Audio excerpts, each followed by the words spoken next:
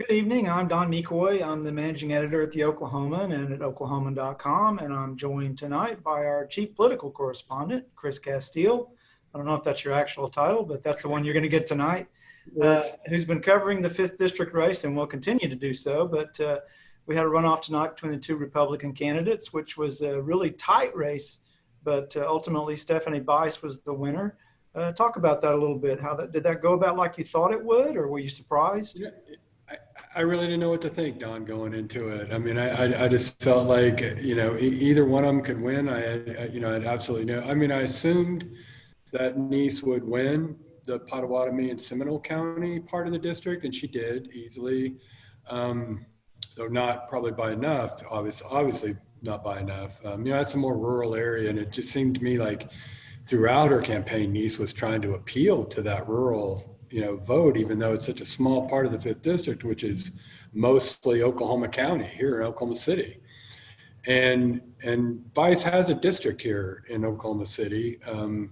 Her district goes into Canadian County some, but she does have a political base here. I think this is obviously Oklahoma County is more moderate politically than those other two counties. And even though both candidates, Bice and Nice, were about as pro-Trump as you could be, Bice was clearly a more moderate candidate in that she had voted, for this big tax package back in 2018 to help education.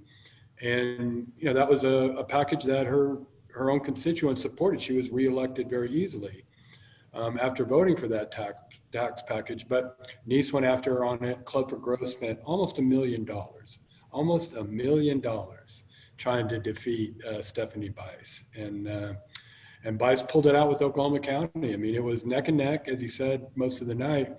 But once all of the, remaining precincts were Oklahoma County, and Bice took that lead, kind of after Pot County and Seminole County were done, and, you kind of figured. And so she is now the Republican nominee in a race that Republicans have been dying to have for almost 2 years now, since Democrat Kendra Horn scored a huge upset victory in 2018 over Steve Russell, the Republican incumbent. Yeah, and as you were saying, there was a lot of money spent in this runoff race. Gosh, how much money is going to be spent by the Republicans in this final race? And Democrats. Yeah, and Democrats. That's right. There will be a ton of outside money. I mean, my prediction is that the outside money will dwarf what is spent by Bice and Nice, individually. I mean, everybody's, it's the, natural inclination to think that, Bice and Nice or Bice and Horn now have to raise, several million, and they will. They'll have money pouring in, but really a lot of the TV and radio and digital and direct mail we're going to see over the next 2 months will be from outside groups.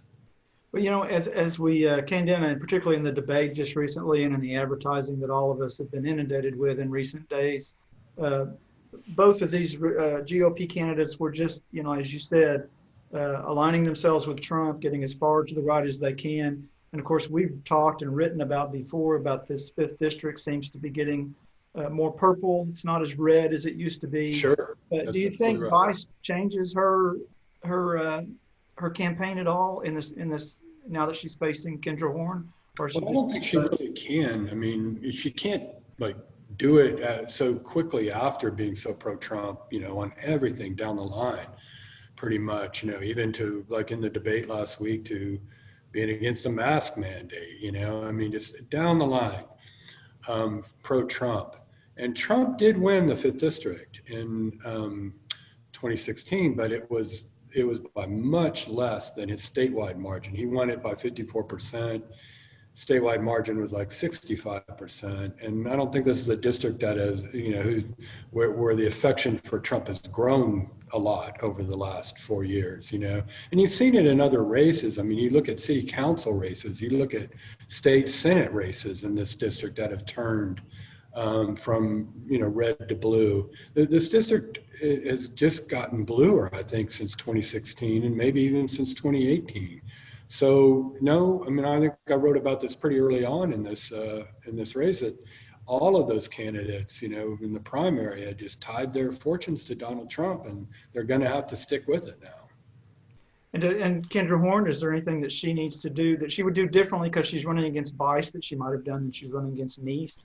Well, so what, you know, to counter, you know, what I just said about Trump, I mean, we're about to see 2 months worth of advertising with Nancy Pelosi's face in it, with, you know, Representative Ocasio-Cortez's face in it, you know, these young, you know, liberal freshmen in it, you know, and Pelosi, my guess is Pelosi's no more popular in this district than Donald Trump is.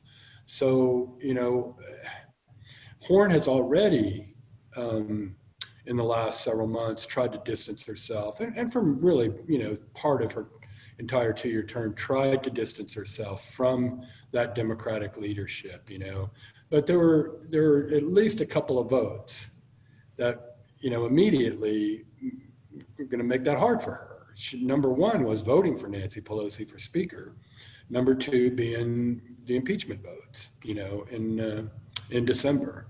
So she has been with, and there's actually an add-on right now by an outside group aligned with the House Republican majority with Pelosi in it, you know, and some of these Democratic freshmen, you know, who probably are not real popular at all in Oklahoma.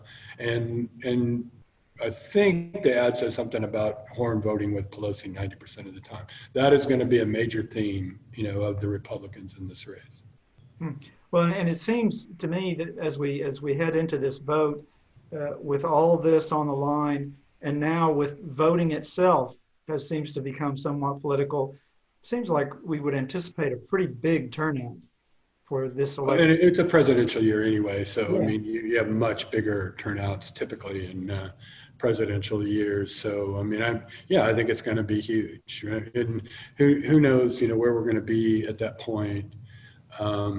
You know, with the coronavirus and people's feelings about getting out and voting in person, but I think that there will be a huge vote in that. So this, I mean, I don't necessarily think this race will drive turnout any more than, you know, Trump Biden would, but yeah, we'll see.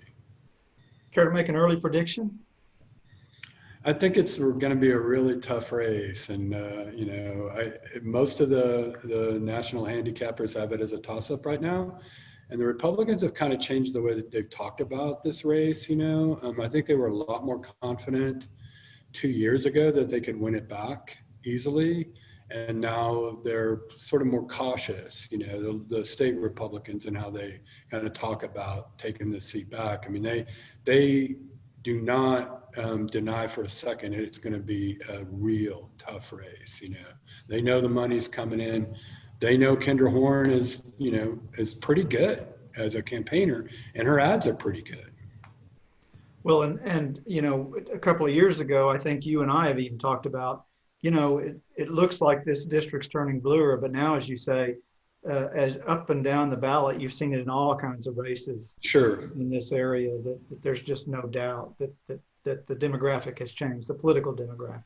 And there, you know, there's still a really strong feeling among Republicans that a couple things about 2018 is that, number one, Steve Russell didn't try hard enough, didn't take Horn seriously, but nobody really did. You know, I mean, that wasn't just Steve Russell, and that he held back. You know, he didn't attack Kendra Horn. There's not going to be any lack of attacks on either side at this time. In 2 months, people are just going to be, you know, like people always are at the end of campaigns. You know, just can't watch another commercial. Yeah, we've got that to look forward to. But it started. There's two outside groups on the air right now. One pro Horn, one pro Bice, or one anti. We didn't know until tonight that it was Bice. One anti-Horn, one pro-Horn. Huh. Well, fortunately, we've got you to sort through all this and make sense of it for our readers. I know how much help I'll be, but I'll give it a shot. Yeah, well, we always give it a shot. And we've got coverage on the website right now. We'll have coverage in the days to come in the newspaper. And right through November, we'll be on top of this and all over it. So join us here join us there, pick it up, buy it, check it out online, and we will see you later.